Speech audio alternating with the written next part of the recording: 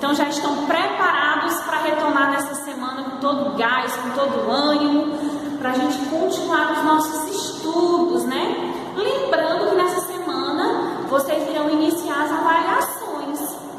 Então não esqueça de passar na escola, pegar suas avaliações, tá certo? Pedir o papai e a mamãe para vir buscar aqui, para que você realize suas avaliações e também não pode esquecer de estudar e estudar bastante, viu? Para todo mundo tirar notas aí excelentes, tá certo?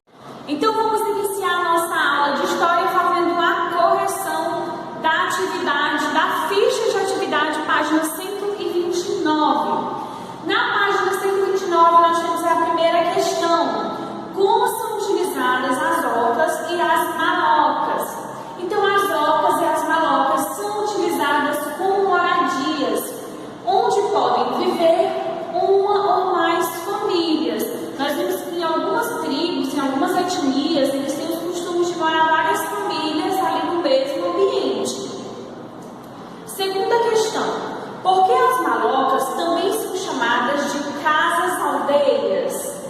Então, gente, os estudiosos da época chamavam as malocas de casas-aldeias porque nelas poderiam representar todo o complexo da aldeia em uma só construção.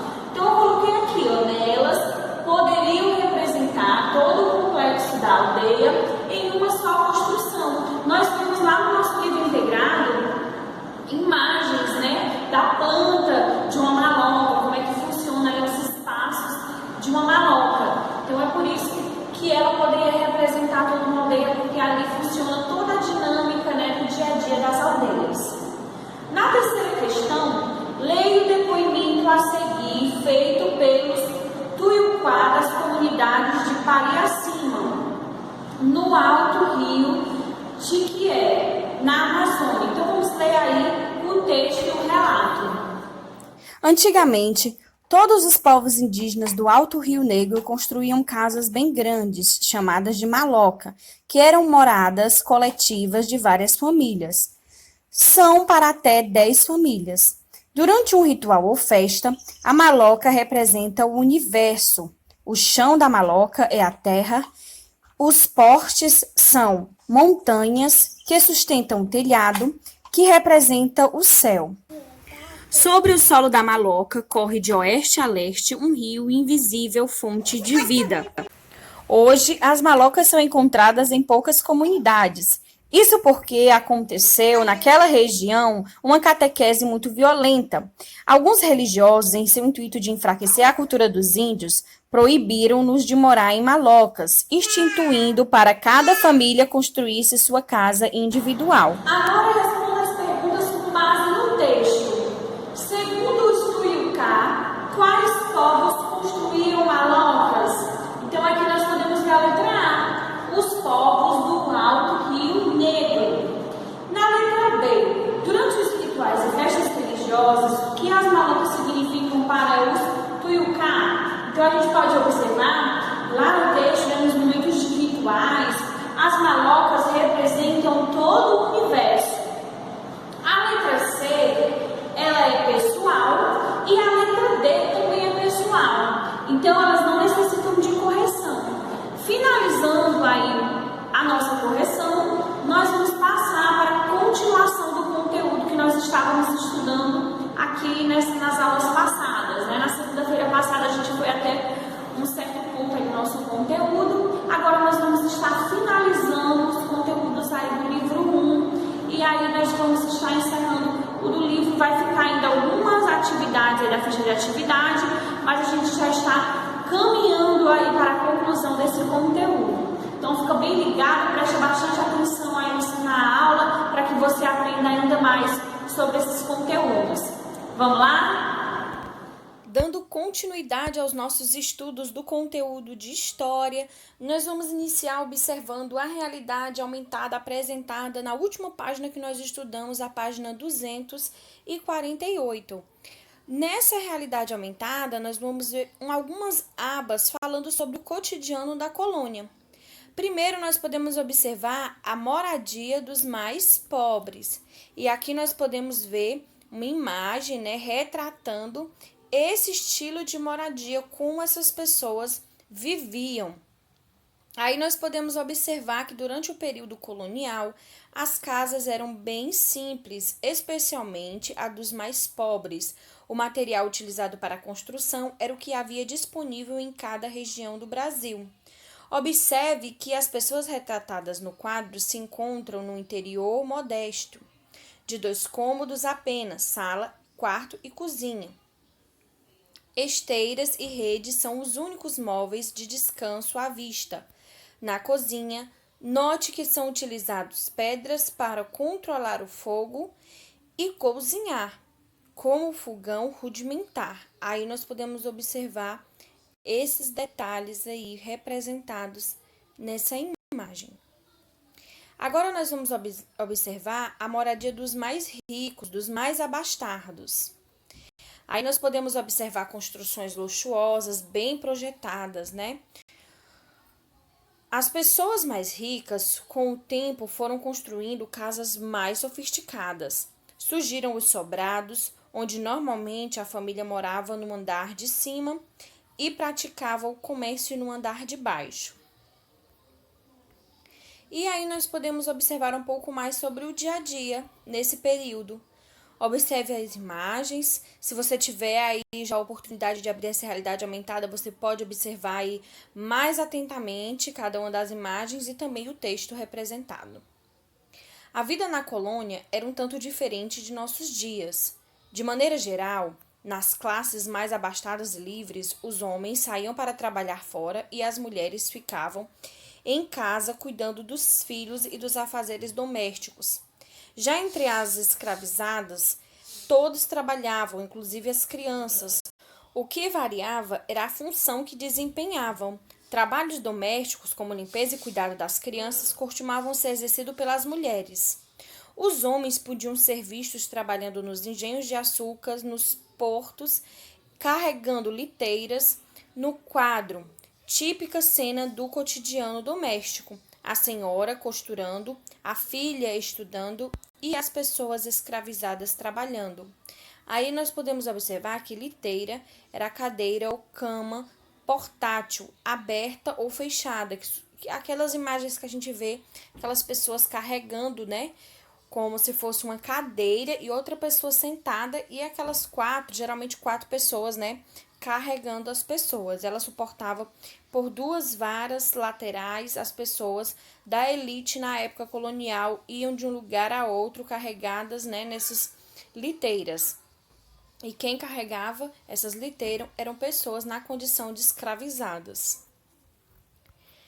Na página seguinte, página 249, nós vamos estudar um pouco sobre o governo geral. O sistema das capitanias hereditárias não funcionou em todo o território.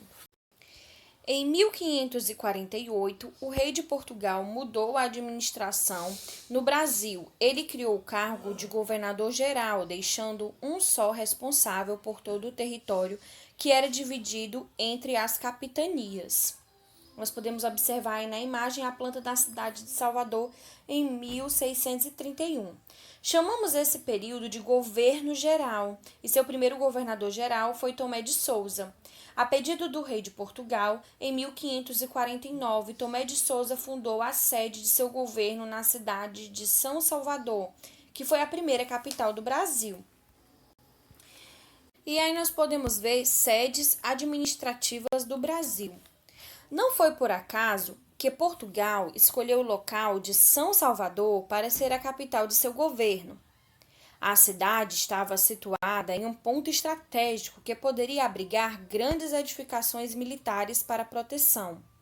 Além disso, no local já ocorriam o comércio e a produção de açúcar, principal produto comercializado pelos portugueses na época. Quase 10.000 pessoas vieram de Portugal para auxiliar na construção da cidade. Salvador, então, foi planejada para ser uma sede de governo, fortificada e protegida.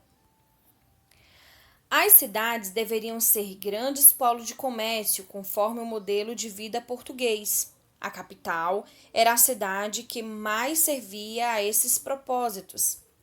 Salvador não foi a única capital no Brasil.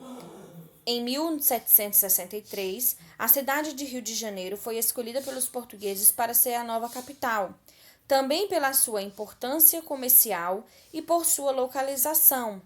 Ela permaneceu como nossa capital até 1960. Aí nós podemos observar a atividade com a lupa na mão, observando aí, né, algumas questões relacionadas ao que nós estudamos. A cidade de Salvador foi a primeira capital do Brasil. Escreva o nome da capital do nosso país na atualidade. Então, como nós podemos observar, a capital do nosso país atualmente é a cidade de Brasília.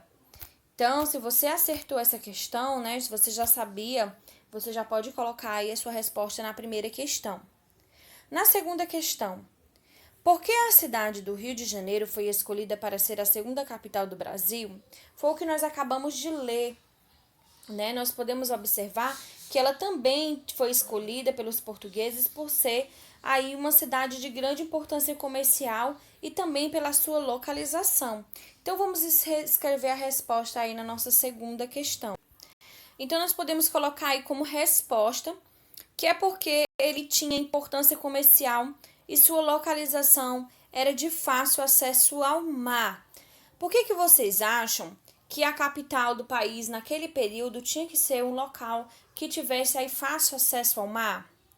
É importante, gente, salientar que naquele período não existia meios de transporte como hoje em dia, os aviões, os trens, os caminhões. Então, qual era a melhor maneira de fazer um transporte de cargas? Era por meio de navios, né? E os transportes geralmente eram aí para Portugal, de Portugal para o Brasil, do Brasil para Portugal.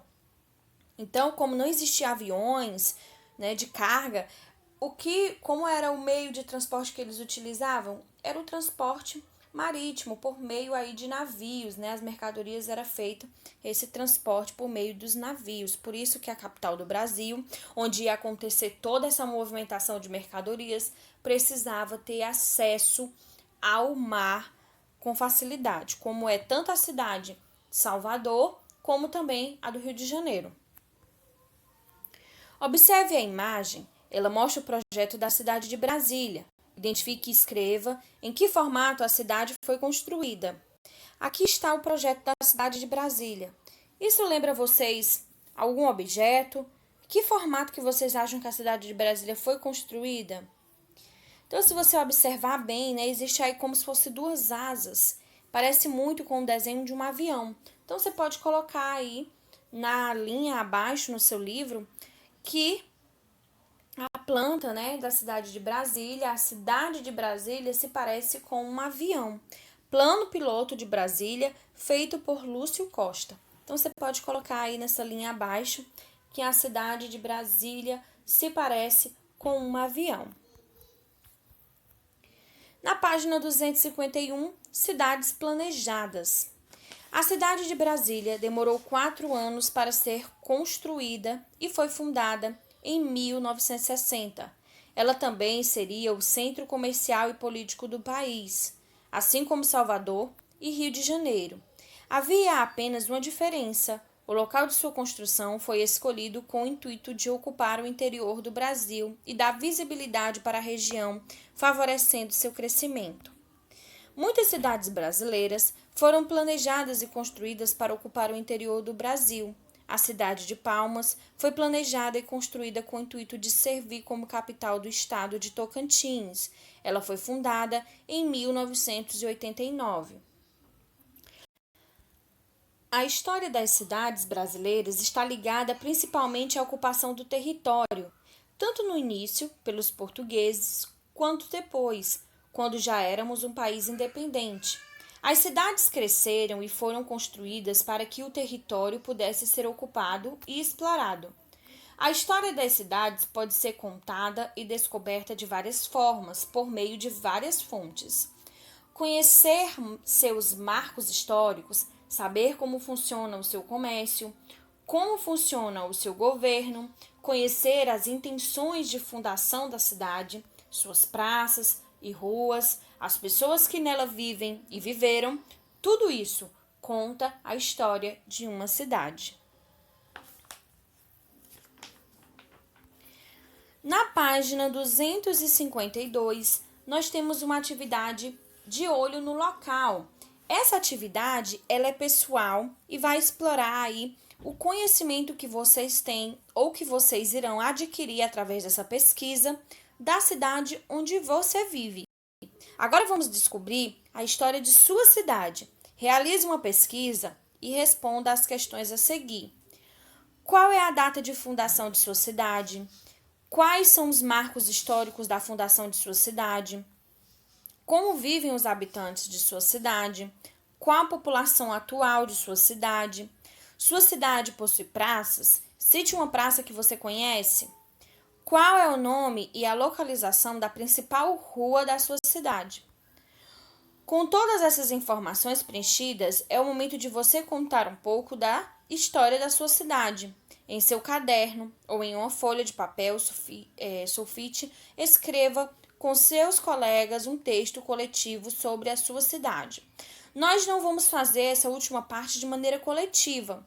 Depois que você conseguir aí juntar todas essas informações sobre a sua cidade, que você pode tanto adquirir por meio de pesquisas na internet ou conversando com pessoas mais velhas, depois que você adquirir essas informações, você vai escrever também um texto no seu caderno, relatando, aí organizando tudo que você conseguiu descobrir sobre a cidade onde você mora. Na página 253, nós temos a atividade Mão na Massa, que nós iremos fazer juntos. Encontre as palavras no caça-palavra e depois complete as lacunas corretamente. Eu virei aqui, o caça-palavras para a gente conseguir ver ele por completo. E aí nós vamos poder estar circulando as palavras que nós formos encontrando. Como a gente pode encontrar palavras no caça-palavras? A gente vai olhando linha por linha, e tentando encontrar palavras. Na primeira linha, a gente vê que nenhuma palavra é formada. Na segunda linha, nós podemos ver a palavra descoberto. Então, você já pode aí estar circulando a palavra descoberto. Veja se você consegue aí encontrar mais uma palavra. Na segunda linha, nós não vemos nenhuma palavra. Na terceira linha também, na quarta linha nós não vemos nenhuma. Na quinta linha, nós podemos observar a palavra cidade. Estão vendo a palavra cidade? Eu até passei um pouquinho, mas aí eu vou circular só aqui a parte da palavra cidade. Nas linhas seguintes, nós também não vemos nenhuma palavra. Você já encontrou mais alguma? Eu encontrei aqui na última, capital. E aí nós podemos observar também uma palavra aqui, ocupação. Ocupação. Eu até risquei um pouquinho o O, mas aí fica o O de descoberto e ocupação. E aí nós podemos observar que são as letras A, B e C e D, Temos 4 palavras para completar e já achamos as 4 palavras. Vamos agora completar as frases. Então, agora vamos para completar as frases. Na letra A, o Brasil foi descoberto pelos portugueses a partir de 1500. São Vicente foi a primeira cidade brasileira. Os portugueses tiveram bastante dificuldade para realizar a ocupação do Brasil. Letra D, o Rio de Janeiro foi a segunda capital brasileira. Segunda questão. Escreva por que Palmas é considerada uma cidade planejada. Então, gente, ela é considerada uma cidade planejada porque ela foi projetada antes de ser construída. Houve várias reuniões nas quais a cidade foi desenhada e planejada, diferente de outras cidades em que a construção, a ocupação vai acontecendo por conta mais ainda dos seus moradores, que vão fazendo ali suas casas e ali vai sendo construída uma praça, depois de muito tempo vai ser construída outra construção e não é planejada a cidade antes da sua construção. É isso aí, gente. Vamos finalizando a nossa aula de história de hoje. Quando terminarem as atividades aí propostas para vocês realizarem em casa, tire uma foto e me envia, tá bom? Então é isso, gente. Um grande beijo. Fiquem com Deus. Uma excelente semana para todos nós. Tchau, tchau.